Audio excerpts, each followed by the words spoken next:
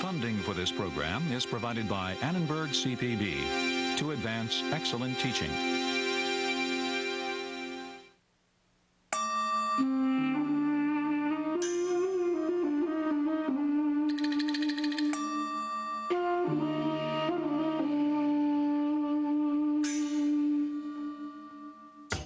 King Afonso ruled the Kingdom of Congo in the first decades of the 16th century. In a letter to the King of Portugal, he complained about raids that turned his subjects into slaves. Merchants are taking every day our natives, sons of the land and sons of our noblemen and vassals and our relatives. They grab them and get them to be sold. And so great, sir, is the corruption and licentiousness that our country is being completely depopulated. Portuguese merchants, as they came along the coast of Africa, sought gold in West Africa. With time, they brought goods that they'd purchased in India for sale. People of Congo sold ivory and copper, and in response to the demands of some Portuguese human beings.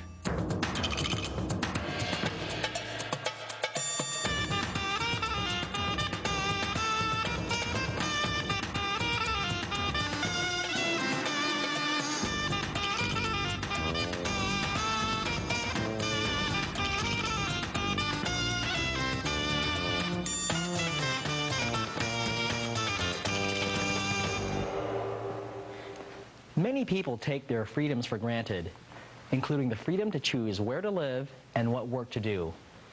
Yet forced labor has been a significant part of the human experience for thousands of years. It has taken many forms, from the exploitation of human beings as property that can be bought, sold, and dispensed with, to lifelong compulsory labor on a particular estate, to servitude over a fixed span of time in payment of debts and other obligations. The way a labor force is secured, whether through slavery, serfdom, indentured servitude, or other means, had much to do with the numbers of people who were available to work and the amount and kind of land available to be worked. Ratios between land and labor shifted dramatically during that dynamic period between the global expansion of colonial conquest in the 16th century and the early Industrial Revolution, a time when machines began to replace some forms of labor on a large scale.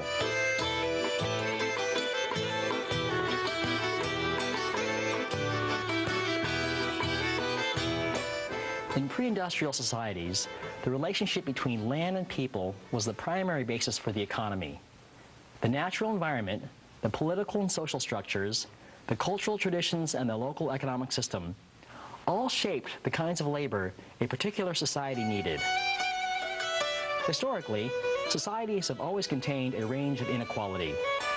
Where economies depended on forced labor, the privileged few stayed on top by controlling the many who toiled at the bottom. Long before enslaved Africans made the Middle Passage to the Americas, many forms of compulsory labor were widespread around the globe. In early centuries, much of this labor was focused locally or involved moving workers along established trade routes. But as trade routes expanded, first regionally and then across oceans, a significant shift in labor patterns occurred. By the period between 1500 and 1800 CE, human beings had become an important global commodity. The 3 centuries of the Atlantic slave trade and the coercion of indigenous American laborers witnessed the collision of ancient forms of labor with unprecedented forces of transformation. This vast exploitation of labor not only shortened the span of millions of lives, it put in motion a process that continues today, bringing into a global web the far-flung peoples of the world. Examining forced labor across time and at multiple locations reveals these shifting patterns.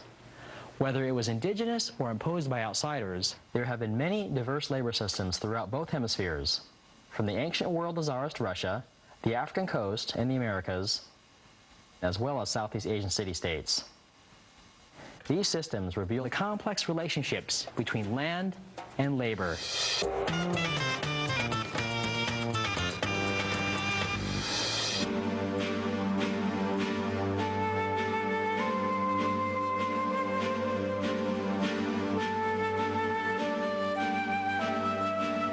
The empires of the ancient world, from China to the Middle East, from Egypt to Greece and Rome, left a legacy of enduring monuments.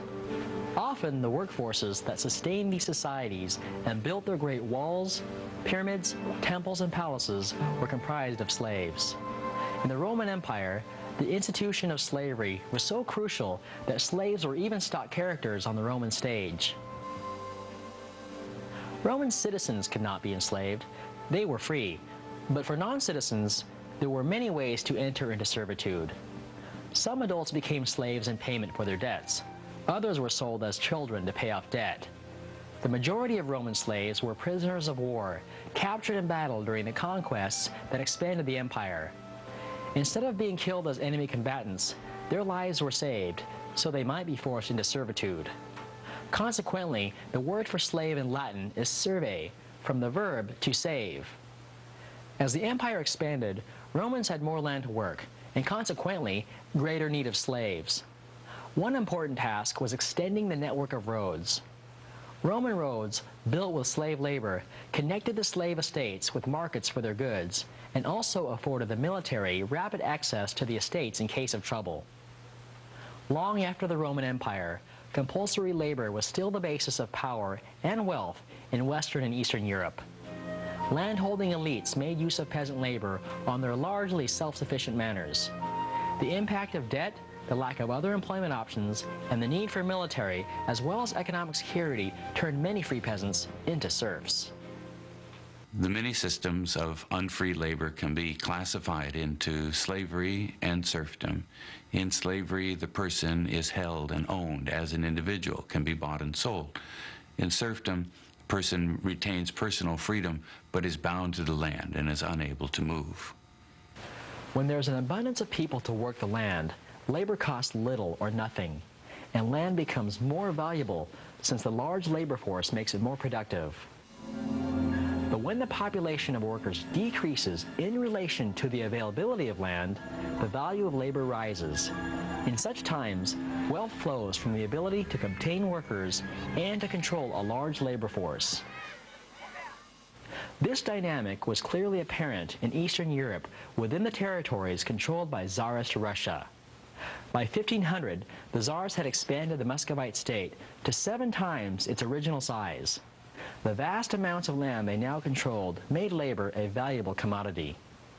For many centuries, grain has grown on the steppes of Western Russia.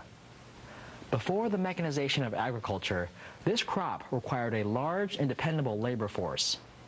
At first, peasants moved freely from one estate to another. But by the 16th century, the land-owning gentry prevailed on the Tsar to put the peasantry under their control. As the Russian Empire expanded, grain fields, especially along the growing frontiers, needed to be defended. To secure his territories, the Tsar required all landowners to serve the state, just as serfs served their masters. The Tsar's government passed decrees forbidding peasants to move from one estate to another. These decrees penalized those who helped fugitive serfs, and they allowed landlords to bring back runaways by force. Those peasants who were registered in 1601 should return to those with whom they were originally registered. And should these peasants now be working for someone else, and if there is a search warrant for them, those people who have such peasants on their estates should return them by 1616, together with their wives, children, and their livestock. By the end of the 1600s, many such decrees from Moscow had slowly transformed serfdom into a system of slavery. Serfs could be bought and sold, or even willed by a landowner to his descendants.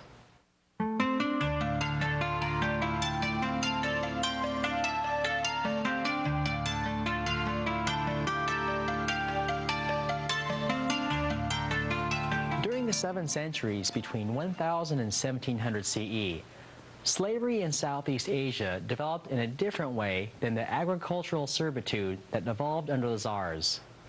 In the Indonesian archipelago and the Malayan peninsula, as in Russia, agriculture was the major industry. But farm laborers in these Southeast Asian regions were neither serfs nor slaves, not even those who were in debt. Farm laborers owed a portion of their produce to their lord, but they were not personally owned by him. Instead, it was in the mercantile city-states that slaves were the most important item of property. In these urban areas, slaves symbolized the power and prestige of the nobles who owned them. So important was slaveholding for one's status that even foreign merchants had to have men attached to them as bondservants in order to function effectively. Within port cities like Malacca and Makassar, the most characteristic roles for slaves were as domestics, entertainers, and as spinners and weavers of textiles. Kings struggled with their nobles for control of laborers.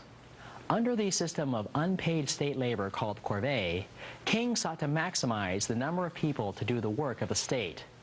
At the same time, nobles wanted as many hands as possible for their own private uses. In Southeast Asian Islamic city-states, there was often no ethnic difference between master and slave. What marked the members of the elite class was that they performed no manual labor. A retinue of slaves attended to their every need. Islamic laws that prevailed in Southeast Asian port cities like Makassar forbade the enslavement of fellow Muslims. But that didn't preclude the evolution of other forms of economic service, in payment of debt or as punishment. Slavery was one status out of many in the spectrum of social and political obligations between the elite and the less powerful. Often, slaves became junior members of their owner's household, performing menial jobs. A slave might also become part of his master's kinship network through marriage and conversion to Islam. The slaveholder, in turn, had the responsibility of providing for his slave, not only food and housing, but even a spouse as well. Yet the master also had the option of selling or trading the slave. After the Ottomans conquered Constantinople in 1453, the trade routes that had brought slaves into the Islamic world were expanded. Merchants from Genoa and Venice continued to bring slaves and other goods along these routes. But the new Muslim control of Constantinople, renamed Istanbul, drove the Portuguese to seek a trade route to the east around the Horn of Africa. And it motivated the Spanish crown to seek a passage to India by sailing west.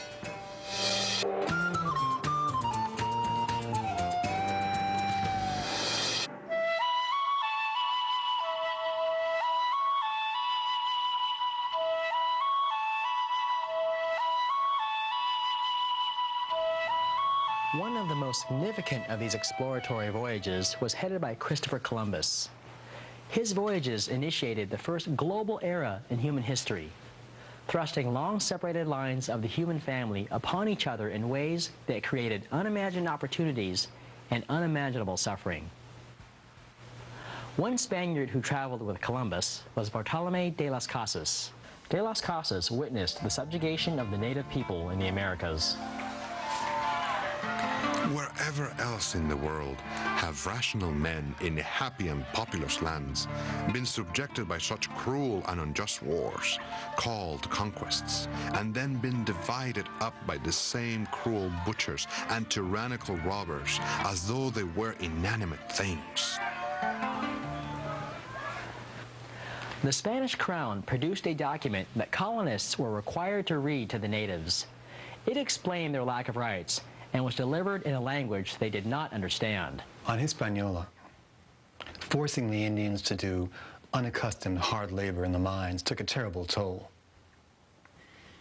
It provoked suicides and rebellions, which were put down with great loss of life. It also weakened the Indian resistance to the epidemic diseases like smallpox, which the Spanish brought with them from Europe. By 1508, only 60,000 of the perhaps 500,000 Indians who had lived on the island in 1492 still survived. Half a century later, there are only 500 Indians left. The European conquests had devastating effects throughout Latin America as new lands came under colonial control. Encountering indigenous systems of forced labor, the Spanish built on the systems created by the Incas and the Mexica. The Mexica, also known as the Aztecs, ruled by fear. Their sun god demanded sacrificial victims taken from captive peoples. Without offerings of blood, the sun would refuse to rise. In addition to captives, the empire sometimes sacrificed slaves who were being punished for their crimes or who had sold themselves or been sold to pay for debts. The Mexica subjugated and extracted labor, food, and other forms of tribute from other tribes. This situation actually benefited Hernan Cortez in his conquest of Mexico. When Cortez overthrew the Mexica in 1519, he had 10,000 Indians fighting beside him. Further to the south, Pizarro conquered Inca Empire in 1535.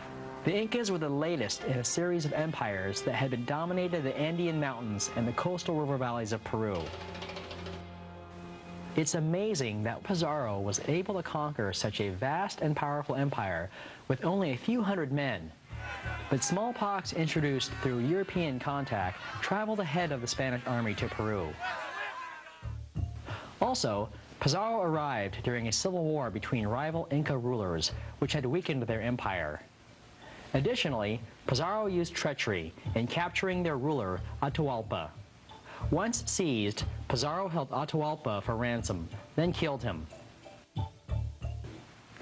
But the key to the conquest of the Incas was the presence of a highly developed labor system. The Incas built on the civilizations that preceded them. From Tiwanaku, they took their sun god, Inti, whose Coricancha temple in Cusco was the cosmic center, from which emanated the Seques, the invisible lines that structured their empire. Believed to be the descendant of the sun god Inti, the Inca ruler held awesome power. His Temple of the Sun in Cuzco was the center of the cosmos. From Cuzco, the Incas ruled over many diverse peoples, controlling a complex forced labor system called the Mita. After the conquest, the Spanish took over the Mita, adapting it to increase their own wealth and control rather than as a state tax system. By adapting the Mita to their own uses, the Spanish were able to successfully exploit the silver mines at Potosí. Every year, 50,000 Indians, miners, and their families were forced to work the Cerro Rico mountain at Potosí. Few who went to work the mine ever returned. To escape the Spanish version of the Mita system, entire indigenous communities fled to territories beyond the reach of the conquerors. Others became serfs, trading their hard labor for their security on the estates of Spanish landholders. The system of haciendas, owned by wealthy Europeans and worked by peasants, persisted in Peru for 4 centuries until the 1970s. In some areas of South America, the conquistadors were less successful in building a labor system. The Mapuche Indians, whom the Spanish called Araucanians, had successfully resisted conquest by the Inca Empire. Not only did they defy the Spanish attempt to conquer their labor and lands, they became the first indigenous people in the Americas to gain sovereign control over their own destiny.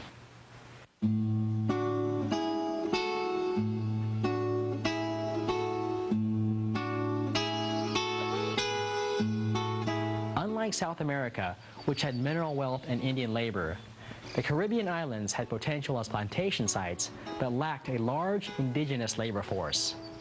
The decline of native populations was due in part to their lack of resistance to diseases introduced by Europeans. What many of the surviving Indians did resist was European domination. It became clear that the Indians of the Caribbean could not and would not sustain a slave labor system. The Caribbean colonists who brought enslaved Africans to the Americas realized that they had advantages over the native people. They had acquired immunity to tropical diseases such as yellow fever and malaria that had come across the Atlantic with the colonists. These Africans would eventually become the main source of labor for the plantations. Also, they were not expected to join forces with the indigenous people who opposed the colonization of their territories. In the plantation society that governed the Caribbean islands, small groups of colonial masters controlled large populations of African slaves. During the 3 centuries between 1500 and 1800, more than 12 million enslaved Africans crossed the Atlantic to do the intensive work of growing sugarcane, tobacco, and cotton. The Atlantic slave trade set into motion a globalized labor market that would bring forced labor to the Americas from around the world. Since land was plentiful, labor became an important commodity for the colonial powers. European governments established corporations to handle the trade in slaves. These corporations had their own armies and navies, fighting wars against each other and against rival countries to gain or maintain control of a slave market. One of the British corporations, the Royal African Company, owned this fort in Ghana. Here, captured slaves were held before being loaded onto ships for the Atlantic Passage. The captains acquired their cargoes from African dealers or from European agents at coastal trading stations. These locations formed the final links in chains of trading stations extending back into the interior, where enslaved Africans had been collected. African forms of slavery predated the arrival of the Europeans, but the European presence led to increased violence and an expansion of the internal trade in African prisoners of war. The slave trade expanded in the Gold Coast and the Bight of Benin in the late 17th and early 18th century. At the same time, muskets came in large numbers from Europe, really feeding the development of the wars. The armies in the region came to be occupied primarily by musketmen. And on the other hand, the muskets were not always better than the archers or the spearmen. The cycle, though, of guns and slaves was, in an overall sense, a characteristic of this period. The African experience with slavery could not have prepared captives for the infamous Middle Passage across the Atlantic or for their lives in the Americas. Slaves were crowded together and shackled below decks on trips that lasted 6 to 10 weeks. Many of those loaded onto slave ships did not survive the passage to the Americas. So in the plantations of the West Indies, it was common to work slaves to death.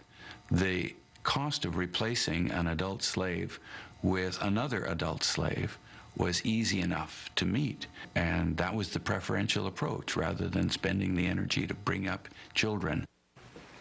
Although written histories have recorded few stories of resistance against European domination, numerous rebellions did occur, and many slaves successfully fled their masters.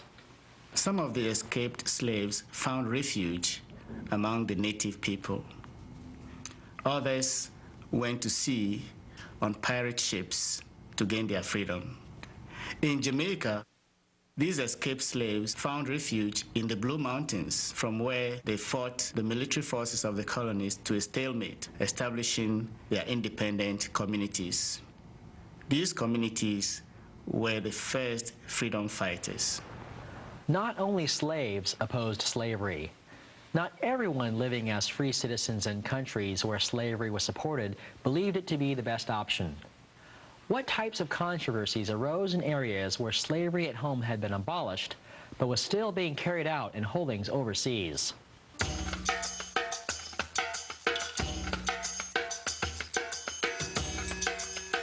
Slavery rose and fell in Europe from the 15th to the 19th century.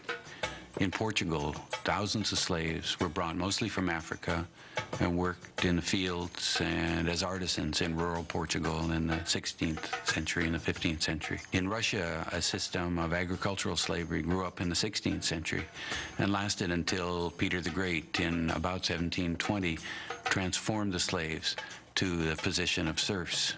The irony, though, is that overall the system of slavery declined in Europe as it expanded in other parts of the world. Wage laborers, free laborers, were the system by which industry and agriculture developed in Europe at the same time as slave labor and sweatshops and other systems of unfree labor developed in other parts of the world. But the wage laborers in Europe showed their recognition of the larger system. They would describe their condition as that of wage slaves. For me, Pat, the bottom line of capitalism, with its wage slavery, is the maximization of profit. So I am not surprised to find that the same era of capitalism that brings free wage labor to much of Europe spreads coerced labor around the world. The Portuguese in Brazil, the British in the Caribbean, tried other alternatives. Indian labor paid with barter goods, or indentured European labor, before coming to the conclusion that the labor that a sugar plantation or a sugar mill required was so unbearably hard that only enslaved Africans could, with coercion, sustain it. In the Americas, the paradigm of capitalism with coerced labor is the plantation, producing a crop of high value for export. Culturally, this led to the racialization of slavery to justify the massive African slave trade to the Americas. In the 16th century, scholastics like Gines de Sepúlveda revived Aristotle's notion of the natural slave and racialized it to justify the enslavement of non-European peoples. The counter-argument of the humanist Friar Bartolomé de las Casas was that if the indigenous peoples of the Americas had souls and could understand and embrace the Christian gospel, then they were equal in the eyes of God and His church, and were not natural slaves, and therefore should not be enslaved.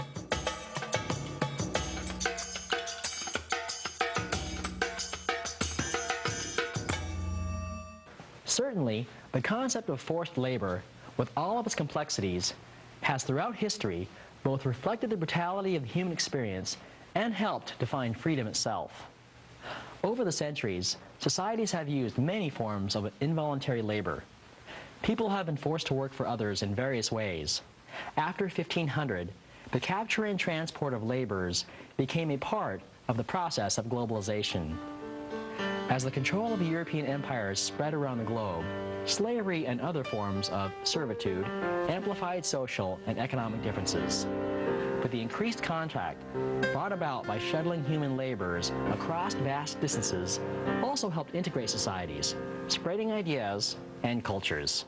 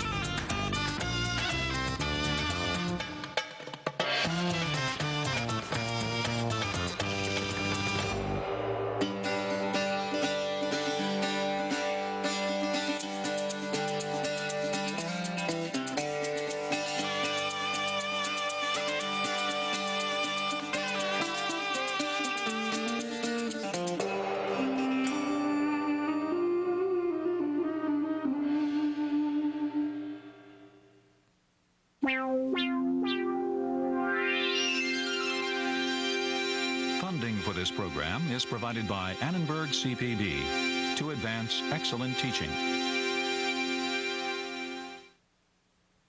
For information about this and other Annenberg CPB programs, call 1-800-LEARNER and visit us at www.learner.org.